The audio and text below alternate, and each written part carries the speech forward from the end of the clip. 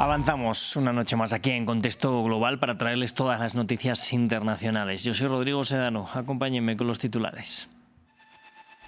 Estados Unidos suma presión a Venezuela. La Casa Blanca anunció que se quedará con el petróleo del buque incautado el miércoles y sancionado por llevar petróleo iraní, y anunció además que confiscará más de estos navíos. Desde Caracas, Nicolás Maduro dijo que Estados Unidos se quiere robar el petróleo venezolano. Kilmar Abrego García, el migrante salvadoreño detenido también en Estados Unidos, ha quedado en libertad.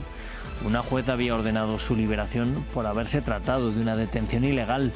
La Casa Blanca, que lo acusa de tráfico de personas, asegura que apelará a la decisión. Y la Franja de Gaza afronta duras condiciones climáticas que están azotando especialmente a los gazatíes que viven en campos de desplazados. Desde ayer al menos un bebé murió debido al frío, mientras Israel sigue matando casi a diario a palestinos pese al cese el fuego. Comenzamos.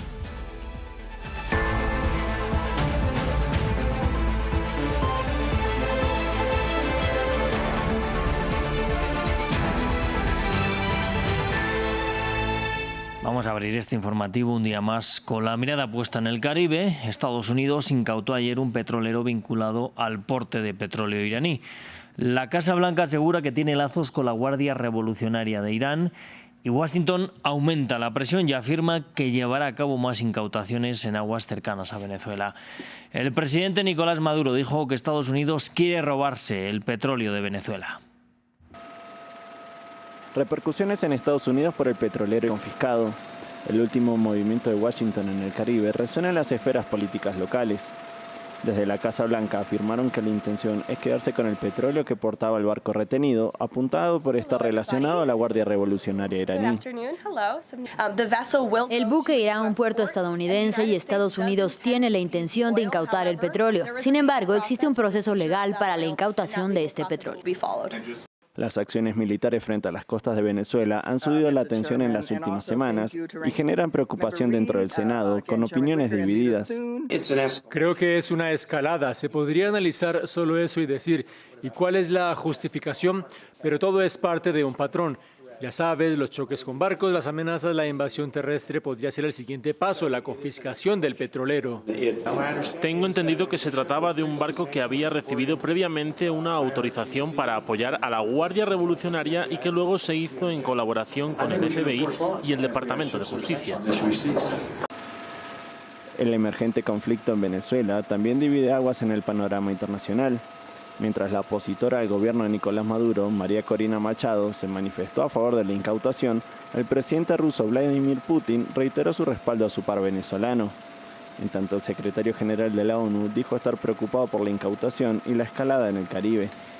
Y vamos a seguir con más noticias relacionadas con Estados Unidos, porque Kilmar Abrego García, el migrante salvadoreño detenido en ese país, ha quedado en libertad. Fue detenido, deportado y devuelto a Estados Unidos, donde fue acusado de tráfico de personas, pero una juez había ordenado ya su liberación por haberse tratado de una detención ilegal. La Casa Blanca asegura que apelará a la decisión y ataca a la juez alegando que opera como una activista judicial. La Casa Blanca se opuso a este activismo de un juez que realmente está actuando como activista judicial, lo cual hemos visto desafortunadamente en muchos casos en todo el país. Abrego García está presente en nuestro país ilegalmente. Es un conocido traficante de personas. Es un conocido miembro de una banda. La administración tiene pruebas de ello. Y como vieron, del Departamento de Seguridad Nacional emitieron una declaración diciendo que continuarán peleando esta batalla legal en la Corte.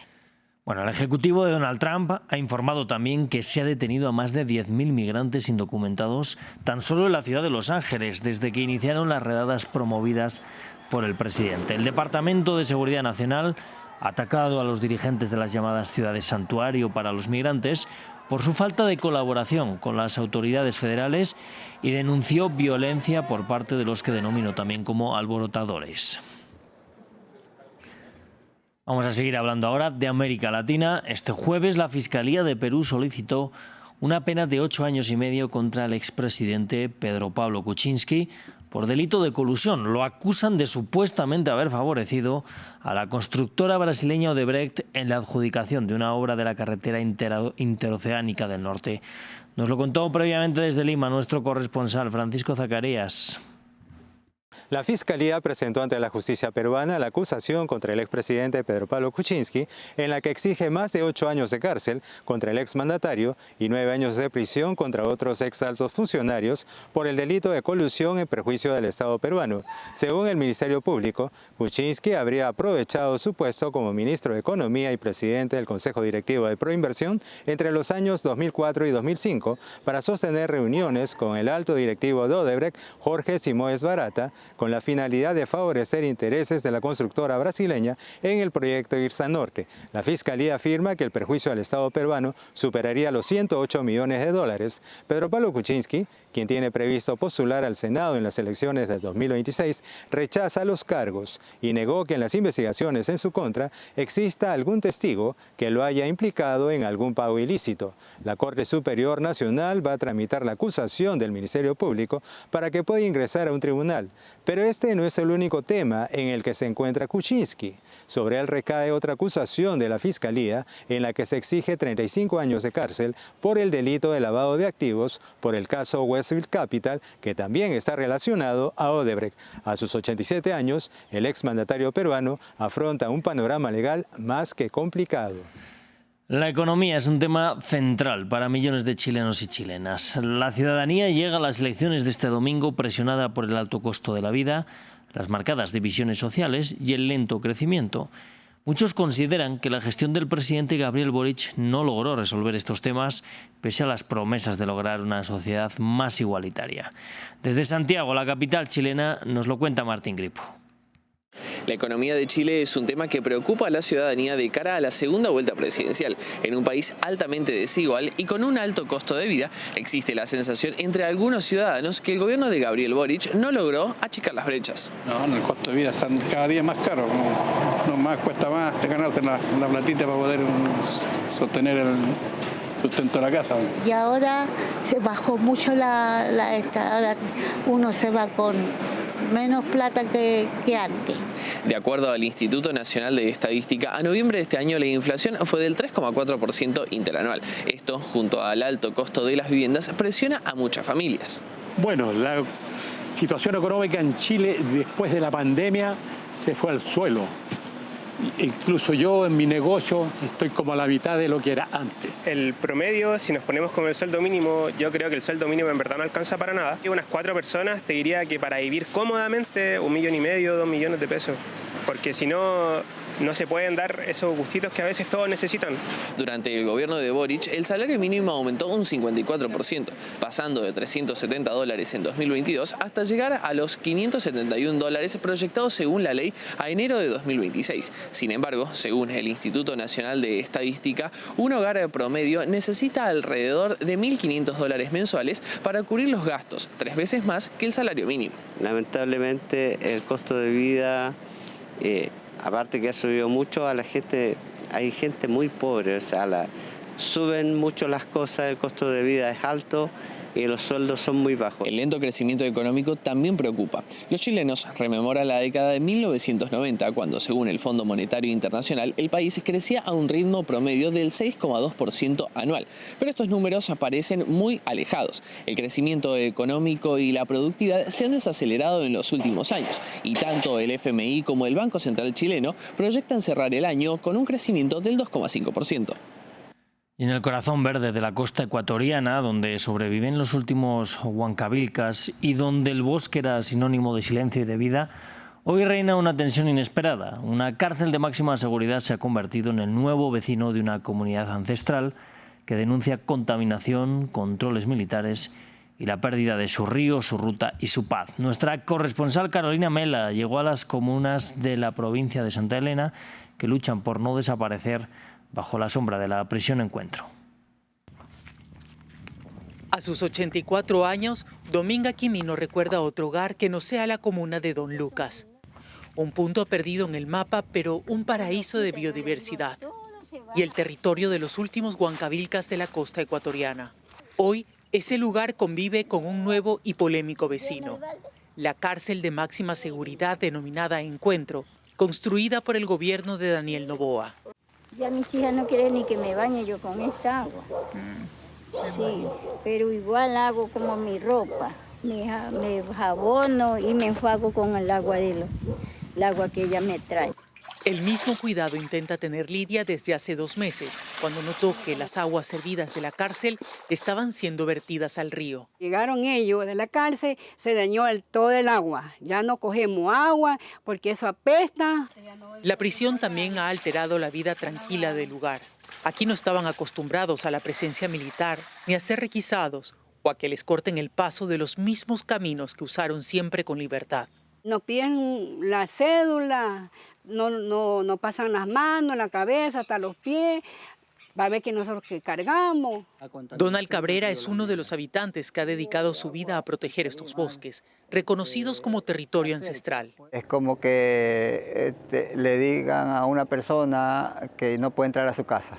Telmo Jaramillo, abogado del Comité de Derechos Humanos de Guayaquil, acompaña los reclamos legales de los comuneros, que exigen la reparación del río y la recuperación de los espacios públicos. Al construir una cárcel, una mega obra, como la calificó el propio gobierno, donde iban a haber centenares de personas, iba a haber un impacto. ¿Ya? Y aquí no hay zonas de desagüe, alcantarilla. Aunque el 50% de la construcción de la cárcel del Encuentro aún no está terminada, el gobierno ya ha trasladado a más de 300 presos, supuestamente de alta peligrosidad, a un territorio que hasta hace poco era sinónimo de paz. Vamos ahora a la Franja de Gaza, donde las duras condiciones climáticas azotan a los gazatíes que viven en campos de desplazados. Desde ayer, al menos un bebé murió debido al frío, como informaron los médicos. Además, Israel sigue matando casi diariamente a palestinos en el enclave, a pesar del cese al fuego. Nos lo cuenta Gabriel Colsen. Campamentos inundados, carpas llenas de agua y colchones empapados. El invierno y las lluvias golpean a los muchos gazatíes que siguen viviendo en campamentos improvisados. La noche pasada fue terrible para nosotros y nuestros hijos debido a las fuertes lluvias y al frío. Los niños estaban empapados, las mantas estaban empapadas, los colchones estaban empapados y no sabíamos a dónde ir. Al menos una familia perdió a su bebé debido a la lluvia y al frío. Estábamos durmiendo normalmente, llovía y hacía frío. No tengo carpa ni nada para calentarla. La alimenté y no le pasaba nada. Pero cuando nos despertamos vimos que la lluvia y el viento la azotaban y la niña murió repentinamente de frío.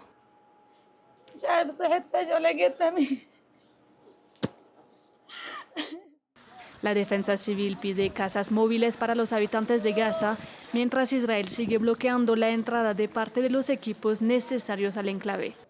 En Han Yunis, la gente se despidió de 2 adolescentes que el ejército israelí mató con disparos el miércoles.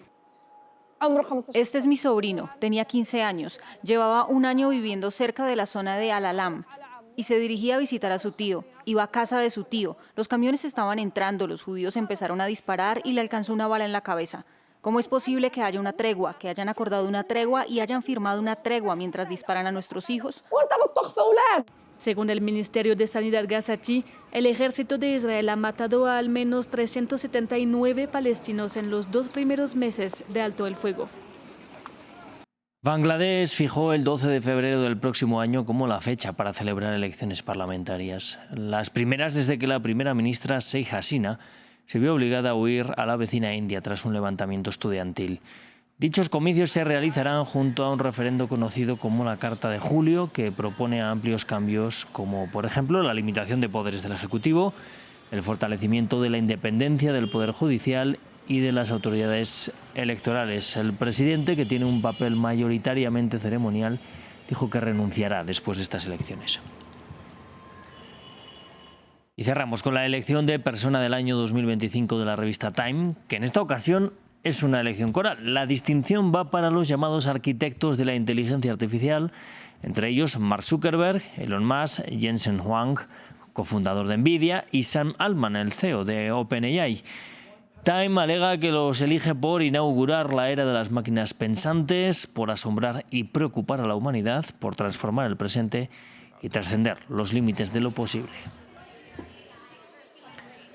Pues así nos vamos a despedir. Yo les invito a que sigan con nosotros en France 24. Como siempre, gracias por elegirnos.